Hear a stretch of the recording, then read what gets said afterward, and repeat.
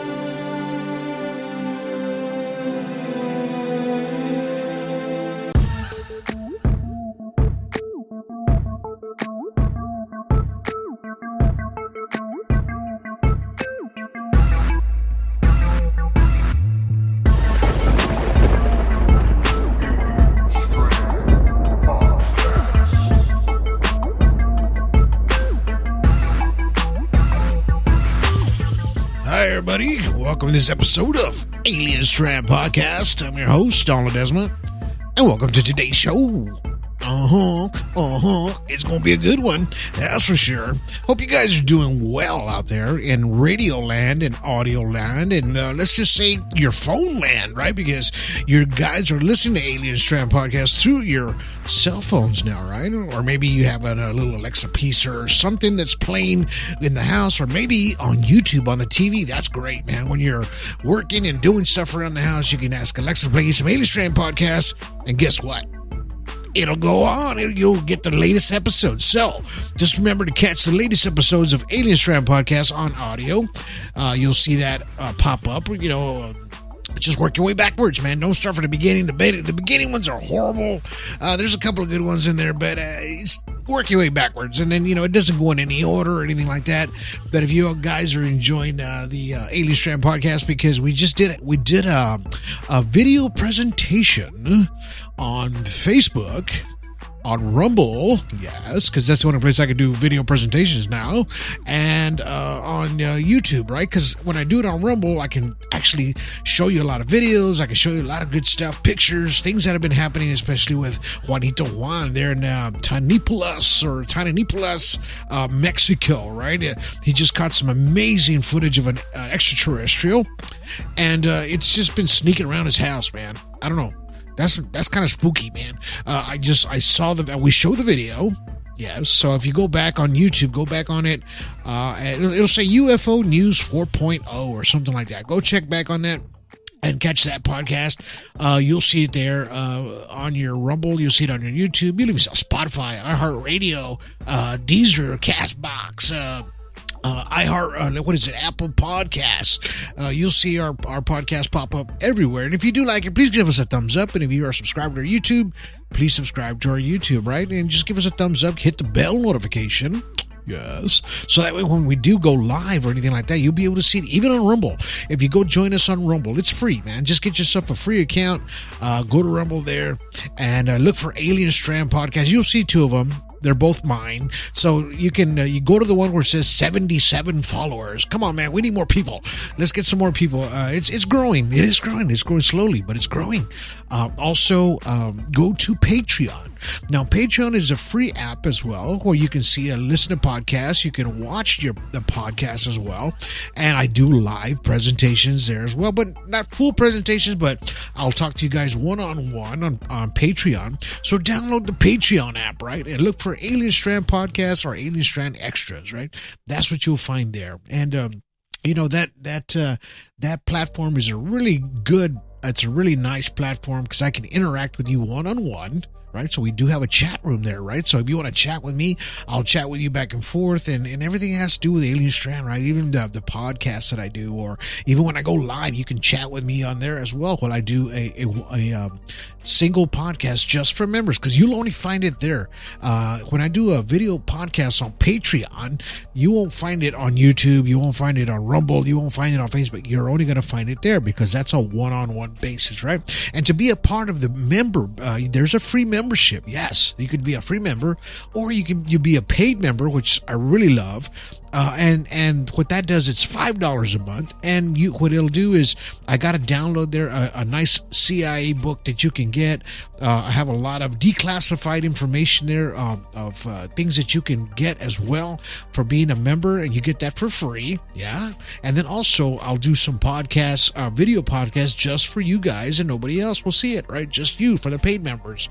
And, it's just a little perks that you get as well, right? And of course, we have other plans. If you want to do the $8 and the $10, hey man, more power to you on that one. And that would really help Alien Strand go a long way. But that's Patreon, right? So go to look for Patreon on your app or your Google apps or anywhere. Download it. Look for Alien Strand or Alien Strand Extras, right? You'll find us there. All right. So anyway, I've just finished jibber jabbing about Alien Strand because you know what? I love it. I've been doing this for a long time, man. A long time. And I love talking about extraterrestrials, UFOs, everything that has have to do with the unknown. Yes, it's the unknown, because that's what we do. We talk about the unknown. And I know spiritualism is part of it. I did one with Marisol, and we did talk about spiritualism. We talked about God, and then we did talk about extraterrestrials, because she had a couple of encounters with the abductions with extraterrestrials as a little girl and as a young adult as well. So check that out. Check it out with Mr. John Dickinson as well. And, you can, John Dickinson had a lot of information there on his encounter, because it was an encounter, but that was voluntary, right? And that's a strange one, because we always try to put together the how is this happening, and how is it they can pull you out of your timeline, right? Let's just say now, or you're driving, or you're going home, or whatever, and late in the afternoon, or maybe at night, and you're by yourself, and all of a sudden it's 3 hours have passed on your clock, and it didn't even look like, you had left anywhere, right? Well, this is what happened to John when he had left. But when he was gone for months, 3 months, which he felt like. But when they brought him back, it felt like he was only gone for a second or two, or maybe a couple of minutes, because his motorcycle was still warm, right? How does that happen? How do they do that? I just think that they have a way to pick you out of that timeline. And just like I talk about my friend, Mr. Don Rogers, he's got a YouTube channel there, and he does podcasts as well. And a very good friend of mine from Canada. And we do talk about, daily or about things that have happened. I'm sorry. I love him. Anyway, but he on his encounter or abduction, he has this theory, and it's like he says it's like you have a deck of cards, right? And let's just say you're one of the cards in the deck, and when they pull you out, they have to put you back in the same spot where they pulled you out of. Now, if they put you in a different place, then you're going to be off candor a little bit. He goes, I was off for like 2 weeks. Like, I was angry. I couldn't do things right. And it was just a weird feeling that I didn't feel like myself, right? And that's what he talked about during his encounter. And then, of course, he had a little bit of physical things that were happening to him after a few years later. But he got all that cleared up, right? And little health issues. But, he talks about it in that sense. So we have to look at every aspect of extraterrestrials encounters, and also with abductions, and just the contact itself, right? And we always talk about contact, right? What is contact? Contact is just when you make contact, even with the CE5, or when they acknowledge you. If you're part of that acknowledgement, right? Just like Dr. Greer's acknowledged, it acknowledges you. You acknowledge it, right? You are the antenna. It meets you to where you need to be, and it then starts communicating with you. Well, that's contact, right? Whether it's in a physical sense, a mental sense, or it's just contacting you, maybe where it looks like a spiritual form. Now, I've been putting that together to where we think that extraterrestrials may come in a spiritual dimension, like if they can walk in the spiritual dimension, like where our loved ones have passed away, or if you're stuck in some kind of a timeline after you're deceased, that you're walking in a, let's just say, a limbo state, and they can walk in that dimension as well, right? Would that be strange just as an extraterrestrial? Just think about it this way. Let's just say you're an extraterrestrial and you can jump into dimensions. Wouldn't that be strange to just walk into that dimension of the deceased, and you see like millions of dead people just walking amongst us every day, right?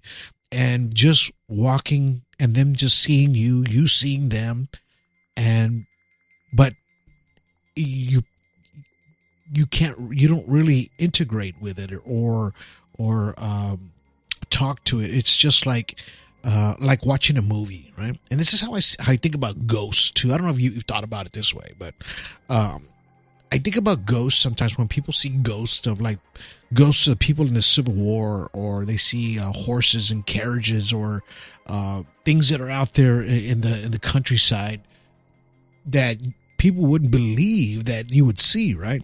But to me personally, I think it's something almost like a photograph in time, where that moment gets stuck in that time, and it looks like a ghost walking, or a person walking, or it could be in a spiritual sense form. But what if it's like you're able to see something in a different timeline, right? That had happened before, and it's just in a loop of some sort, right? And you happen to stumble across it at that exact moment that, let's just say, the earth wants to show it to you, Mother Earth, like the natives talk about, right? Let's just say it wants to show it to you, or whatever's controlling this is able to show you at that moment what happened in that moment of time, right? So just like you see pictures of paranormal, of people hanging from trees, or just the scary stuff that looks scary, but what if it's just a moment that's locked in time, that the deceased person has that memory or that control of that situation where it's locked in, right? Just like you see ghosts inside of houses, women with these long black dresses or white dresses, and their facial features are kind of disfigured in a sense, to where it looks eerie or it looks demonish, right? Sometimes. And I've been seeing that lately, as far as that. And it brings a lot of questioning to what happens to the deceased that don't make it across to the other side, right? Maybe they just get locked in a loop, right? Or they just don't know that they're dead. We've heard that over and over and over, right? Of how is it that this is happening in that paranormal state, right? So now we have paranormal investigators, and we have these nice little apps, and we have these ghost talk back boxes that we have, but they're actually running through, it's a digital signal, but running through an analog signal in a sense. So it's kind of mixed. So it's able to tap into the analog signal, which is an airwave. Okay, so it'd be harder for me to think that a ghost can get into a digital signal and more into a wave signal, right? That we used to have back in the day with the antennas. We still have them, because why? You got a stereo in your car, there's an antenna out there, and it's throwing some kind of a wave, right? So when we use these apps and we use Wi-Fi now, of course, we know it's some kind of a wave-based digital signal. They're able to mix that together, and of course, you have your analog signal as well. And this is why there was this famous woman, I can't remember her name, but she had this old stereo or this frequency stereo that she had from the 1930s, and she was able to tune in and talk to deceased relatives, and you can hear them coming through the signal, right? I mean, you start thinking, how does that happen? How can you do that, right? But then other people were coming through asking for different folks through that analog signal. So she would find the people that the ghost was looking for, bring them to her house, and then they would sit in her living room and have conversations with the deceased across these wavelengths of analog signals, right? Coming through these tubes, right? Like you see the old tubes on the TVs. So this signal was actually moving across in space and time to where they're able to communicate with the deceased. How does the deceased do that, right? I don't know.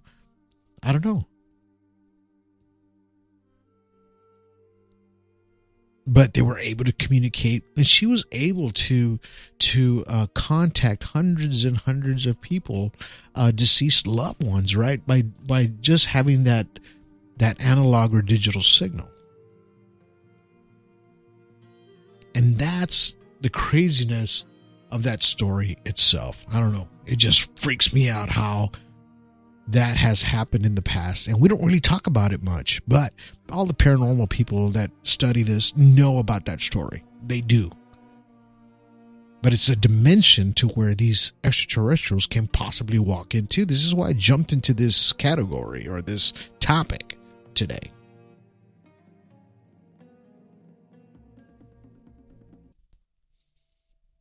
All right, let's take a quick 5 minutes. We'll be back after this message.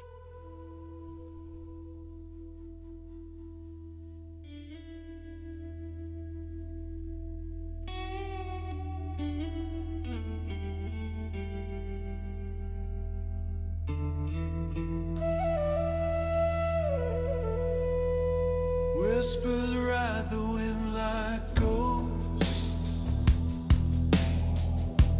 Mountains hum a song I can't decode.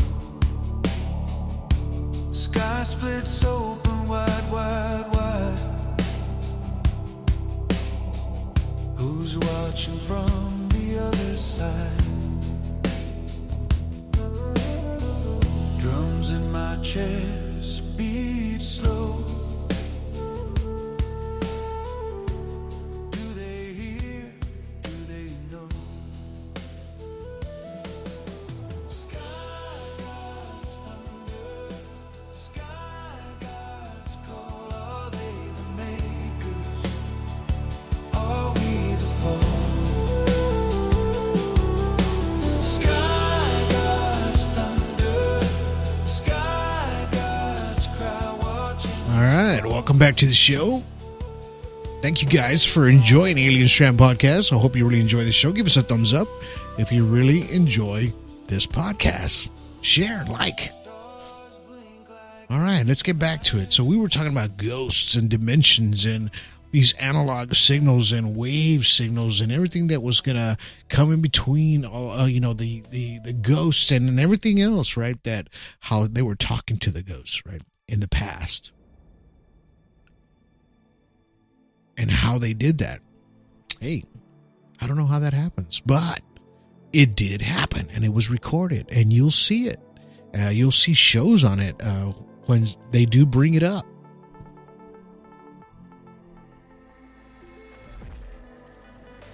And I hope you do find it out there, because those are stories that are actually believable and unbelievable as well, right? And we do have a story like that as well, but this has to do with an alien abduction or an alien encounter the same exact way, right? How does this happen? I don't know. So the story was about this gentleman in Argentina in 1977, right? August of 1977. And it just, when he came and told his story to people, it just kind of threw them for a loop. Is this guy telling the truth? Is he lying, or what's going on, right? So they didn't know, right, what was going on. So in March of 1975, there was like a bulletin, an APRO bulletin, right? And they said that, it caught a lot of attention of a lot of people who investigated this encounter that happened to him. And, it was just something that they did not believe that it had probably happened. But maybe it did happen to him. So his name was Carlos Alberto Diaz, right? He was a 28-year-old man, father of one child, and born in Janeiro, White, right? A district of Bahia Blanca province in Buenos Aires, Republic of Argentina. And, he had a regular job. He worked. He was employed for 6 years as a mechanical traction section of what he was doing, right? So he helped with preparation with football training in schools. He was just an outgoing person, right? Back in those days, right? He even he worked as a waiter also in private parties. So he was like a busy guy. Sound like me, right? A little bit, but this guy had a kind of weird encounter. So on the morning of January 4th, 1975, he was finishing a shift as a waiter in the Holy Protective Society of the district of Bahia Blanca, right? So outside the door, purchased, he got himself a newspaper, then he caught the bus and went home. It says he got off the bus several blocks away from his home and started walking. It says his route was a little tough, large, desolate, and railroad yards he had to cross. It says the sky was overcast. So what he said, he saw a brilliant flash of light momentarily that blinded him. And he says he assumed it was merely lightning from an approaching storm. He says thunder did not follow, however. Later, he described the light was not straight but broken. He said it was like a strange light that flashed. He goes, again, he regained his sight. Then he was frightened and decided to run the rest of the way to his home, which was slight. He says it was a sight away, but he could move. He says he seemed like he have become paralyzed. At that point, Mr. Diaz heard a humming sound, which he compared to the sound of rushing air or wind or strange experience. Continued, he says. Although he tried to resist, Diaz was pulled off the ground, and he was about 8 feet off the ground and became unconscious, he says. His vision faded before he fainted. When Diaz regained consciousness, he was inside of a smooth, bright sphere which appeared to be semi-transparent or plastic. He says there was no further devices or illumination that seemed to come from the walls. He was completely lucid and conscious, he said, half kneeling and half lying on the side against several openings about 3 centimeters or an inch or a quarter inch on the bottom of the sphere, which through this was issued air. He felt air where he could breathe.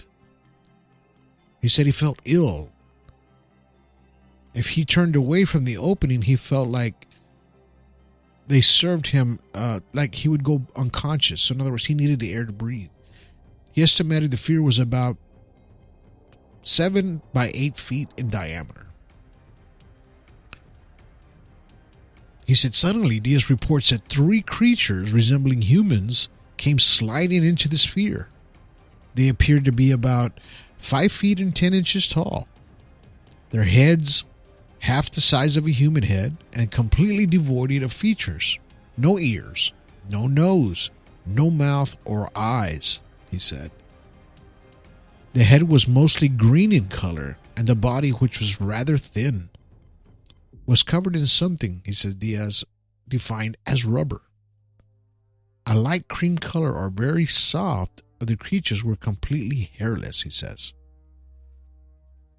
The arms were almost straight, very flexible, and ended in stumps, rather than hands or fingers.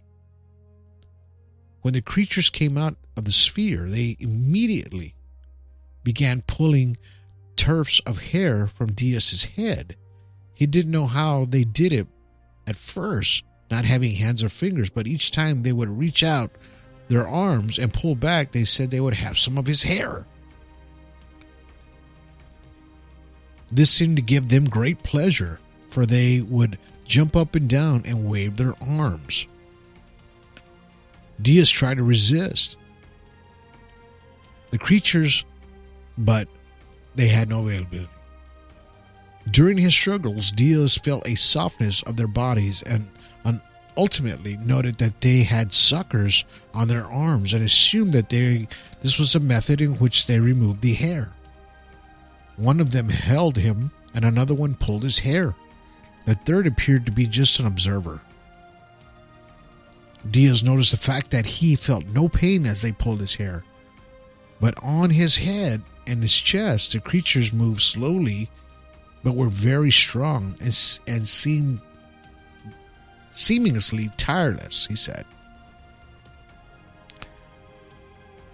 After this ordeal was over, Diaz's sight began to come back gradually, and then he fainted. He remembers nothing else of the experience.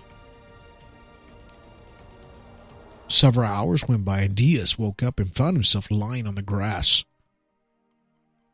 And he had to close his eyes because the sun was high and shining on into them.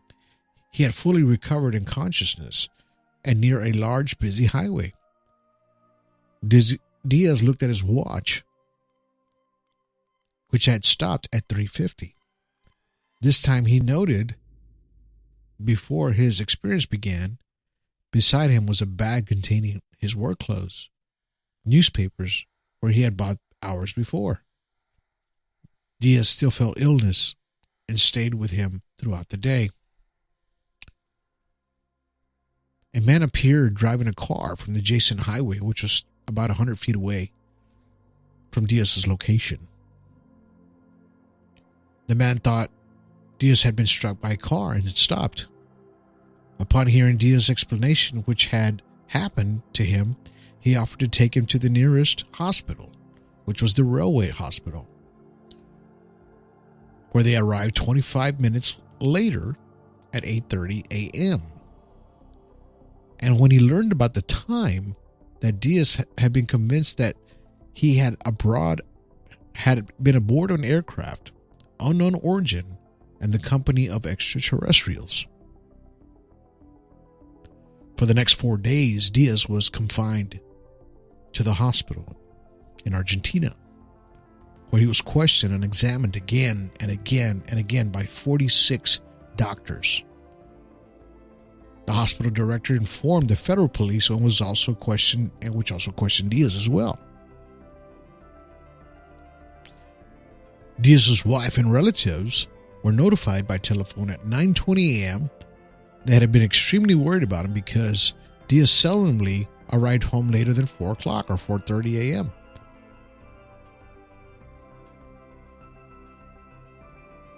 They went looking for him around midnight, which is about 423 miles from Bahia Blanca in Buenos Aires.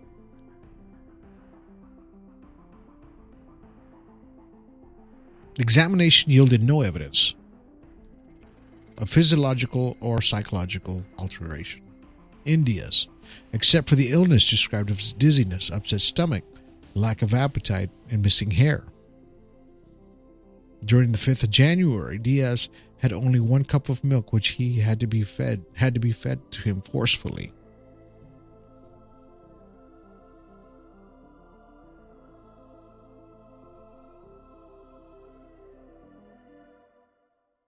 So it's strange how all this happened to him. Loss of time. And then he was at a different location. He lost 4 hours and 10 minutes. But he was also pulled away at a different place at 423 miles away, right? How does that happen? Because remember, when he woke up, he was in a city. When he left, he was in a different place. This is where the hospital, they took him to the hospital 20 minutes away. He was far from that.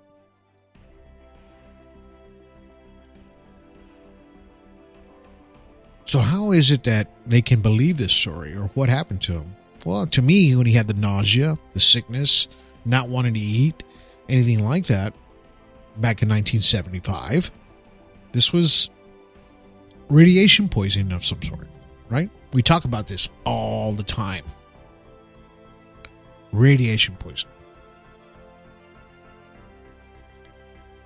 What could have happened to him? I don't know. Did this happen to him? He was very detailed on his story.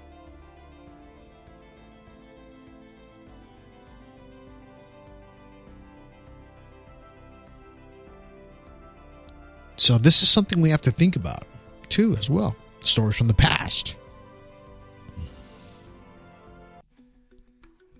You know, and when we think about this, we think about how could this happen? But it did. Let's take a quick break. We'll be back after these messages.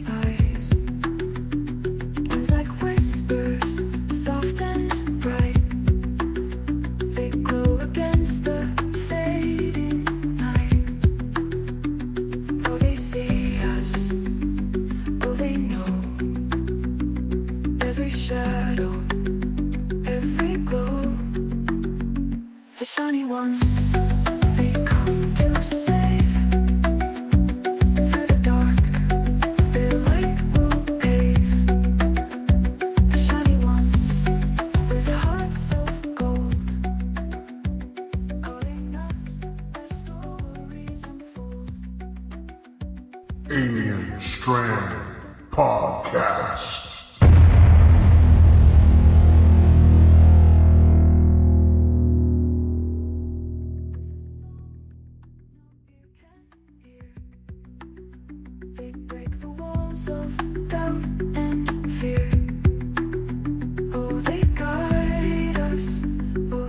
All right, welcome back to the show.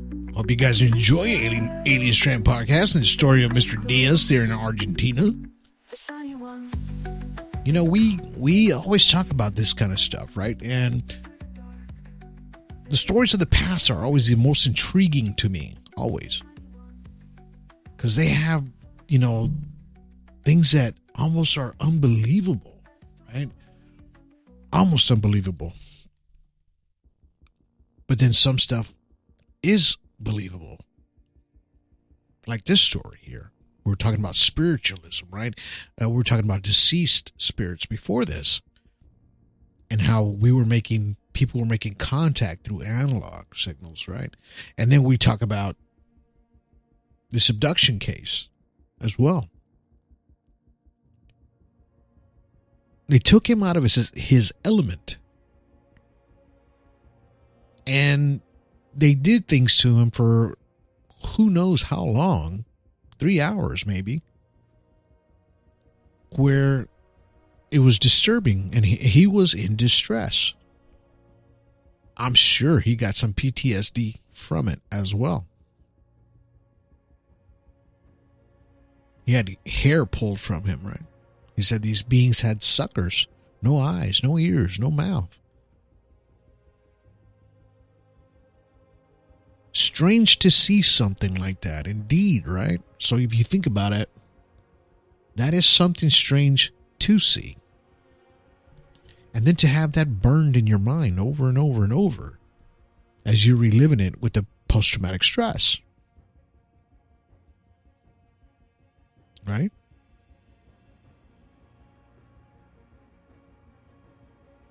And then what they did to him.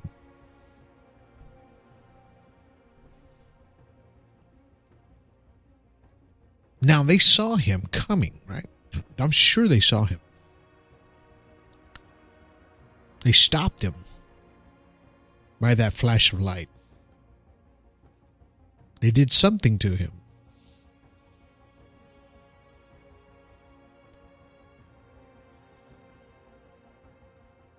They paralyzed him. They knocked him out. They brought him in the ship. But then he was conscious afterwards, right? So he had some sort of paralysis. And then during the whole ordeal, he was under paralysis, not feeling any pain, while they were experimenting with him over and over and over, right?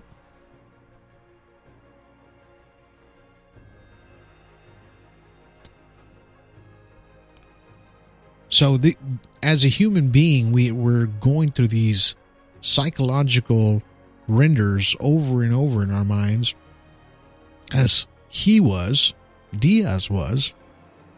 His family was worried about him. He was gone. He was never late.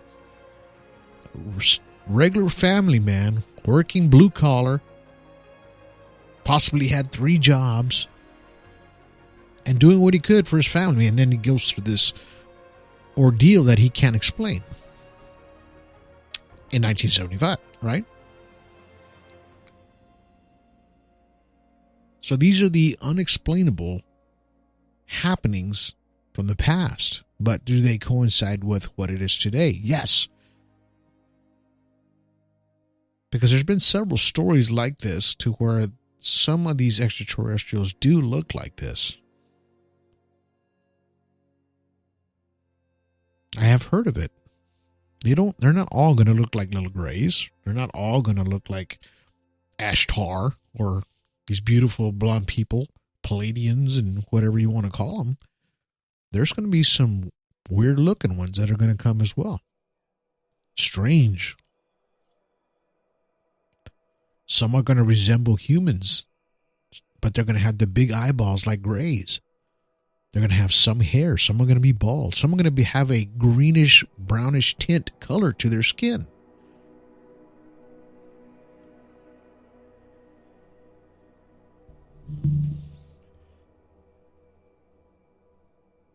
So you have to understand that there's many species out there. Not just 1 or 2 that we talk about. Yeah, there's 1 or 2 of the main ones that are mainly hanging around. But hey, every once in a while you'll get a straggler that's going to come in through our interstellar system, right? For interstellarly, right? Like the 3-eye Atlas. What if they trailed behind this thing? Now, I'm talking about now, not back then. Well, who's to say that we're not being visited by different extraterrestrials and beings? Of course, we saw the Parker case there in Mississippi. Totally strange looking robotic large creatures with 3 fingers only. Large, but their heads, they look like robots, he said. They're floating above the water.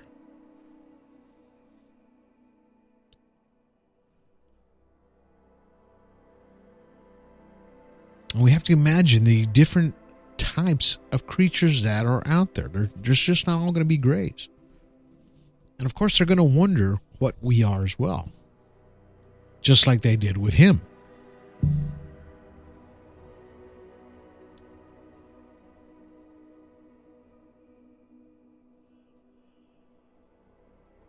And that was the ordeal he had to go through.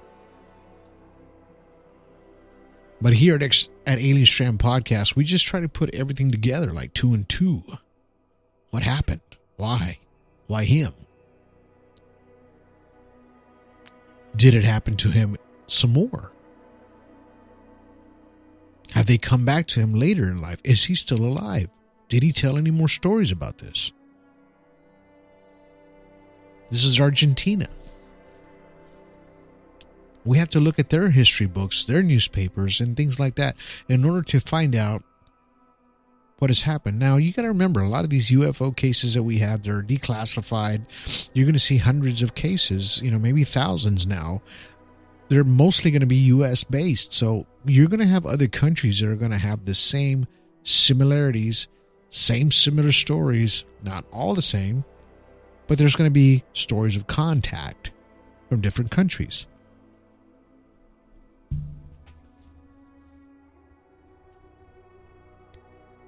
So this is worldwide, not just where you live. Worldwide. Maybe thousands of stories in different countries as well. So we have to think about how many species have come to this planet to visit. How many species have come here to take people? How many came back? How many didn't come back? We have the show Missing 411. You see it all the time. There's a lot of them that didn't come back.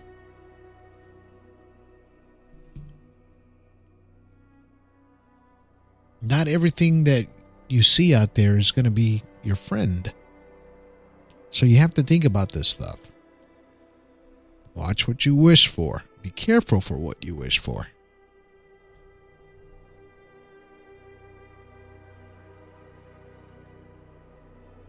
But then you might get a nice one. Depends. You never know.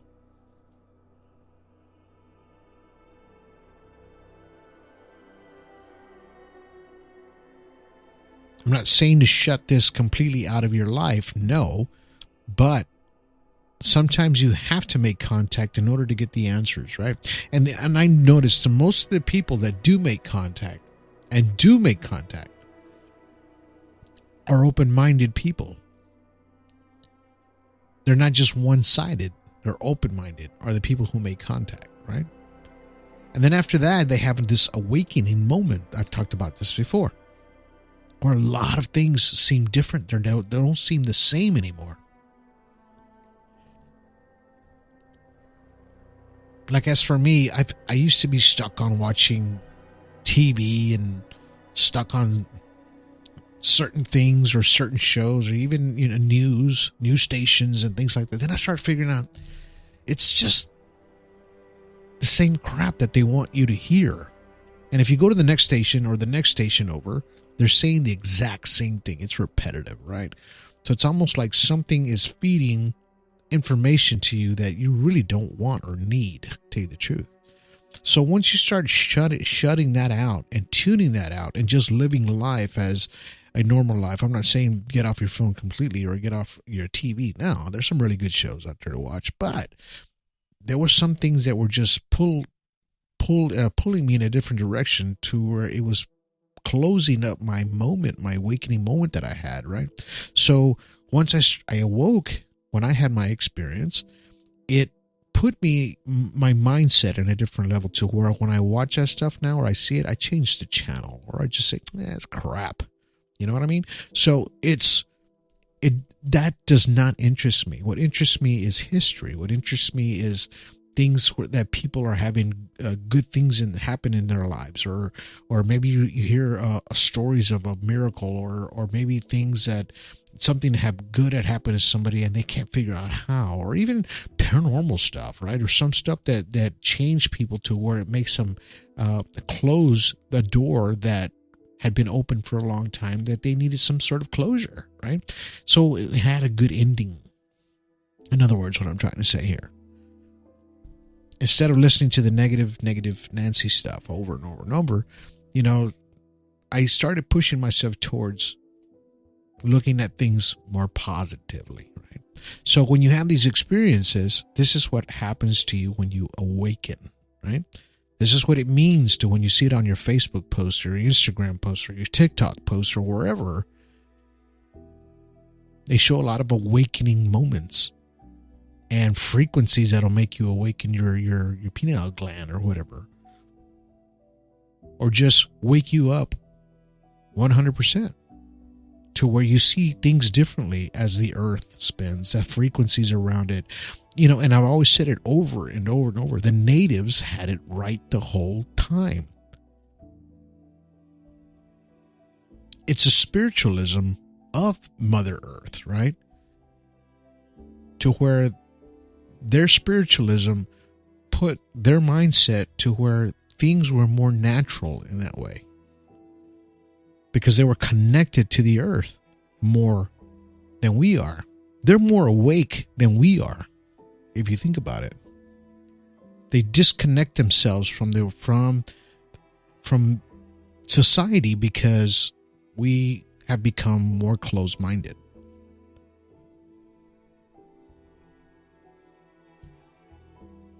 So when you have your awakening moment, you'll start thinking of, oh wow, I didn't think about it that way. Or, wow, I would never watch this show and I didn't think about it this way either. Or maybe I should go experience life out there a little bit more. Go out there and have fun with the kids, Enjoy the moments. Because the moments in your digital phone where you're just looking and watching everybody else's happiness and you're just sitting there looking through your phone, it's not going to awaken you that way. You have to go experience it yourself. Go sit on the grass. Go barefooted and ground yourself. Put your hands and feet on the grass. Enjoy it. Look at the sun go down while you're doing that. Take in the moment as it comes.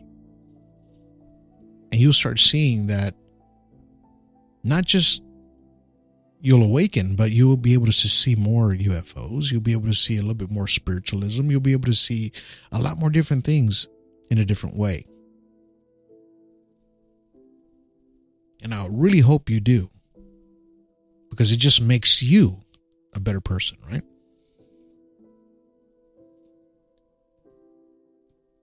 And I hope you're good people out there. Because this is what this is about. We're humans. We're all human beings living on this one planet, this rock, all together. And we're seeing things we don't understand. We're experiencing things we don't understand. But as a whole of peoples, in other words, we stand together like ufologists, citizen ufologists, or just things in general to share our moments with everybody. We get to understand a little bit better of what's happening around other folks as well as you. This is why I have these guests come on and explain and tell their stories, not because you think they're freaks or tinfoil hats or anything. No, they're not. They're regular people just like you and me. They have jobs, they have families, they have everything, but they're here to tell their stories so that way you can understand if you're experiencing this, or even if you don't, or even if you're not experiencing it, at least when you do see it, or you do hear it again, you have a better concept and grasp of what happens to people and how they feel. This is what Alien Strand does, and it does for you.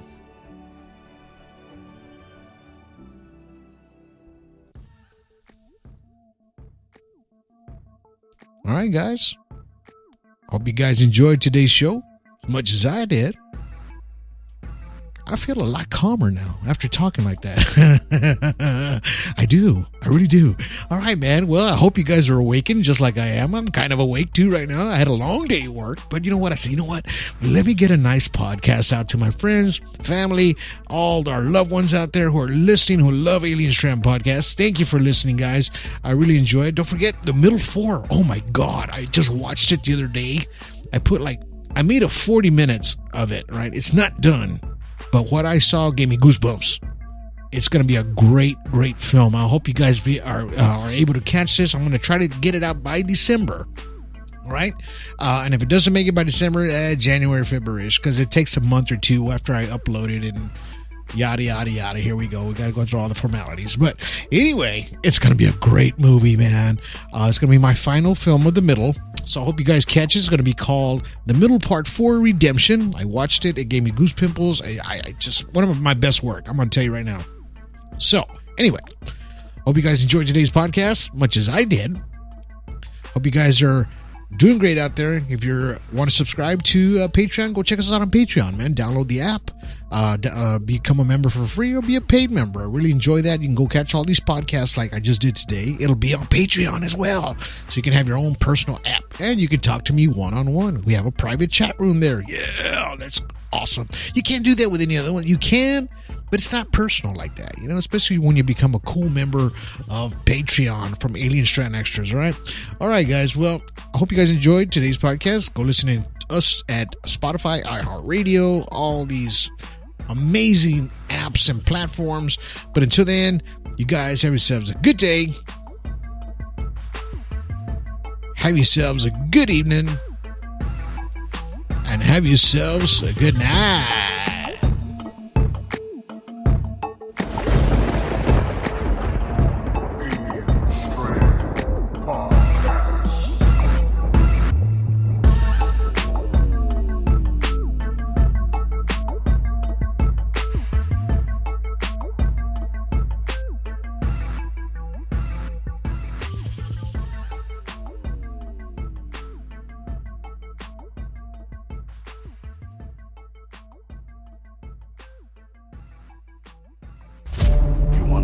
about CE5, an extraterrestrial contact, download my new book. Now on Amazon, Barnes & Noble, Apple, and 14 other platforms. Book authored by Donald Ledesma. CE5, Frequencies of Contact.